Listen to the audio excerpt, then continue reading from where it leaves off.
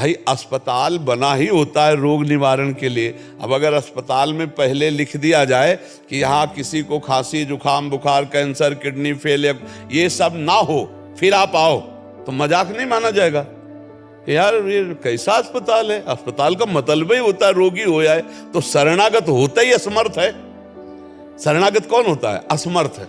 मेरे में सामर्थ्य नहीं कि मैं काम विजयी हो जाऊं, मैं क्रोध विजयी हो जाऊं, मैं अहंकार को जीत लूं। यही तो दोष है, काम क्रोध मद लोभ सब ये नाथ नरक के पंथ। तो हे हरि मैं आपकी शरण में हूं, हरि शरणम हरि राम कृष्ण हरि राधा राधा राधा, सब ठीक हो जाएगा।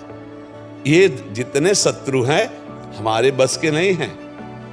हो हार्यो करि जतन विविध विधि अतिशय प्रबल अजय, तुलसीदास बस होई तबे जब प्रभु पेरक बर जाए। इनकी डोरी प्रभु के हाथ में, वही संभालेंगे। दे दो डोरी और राधा राधा हर समय रटो, क्या परेशान।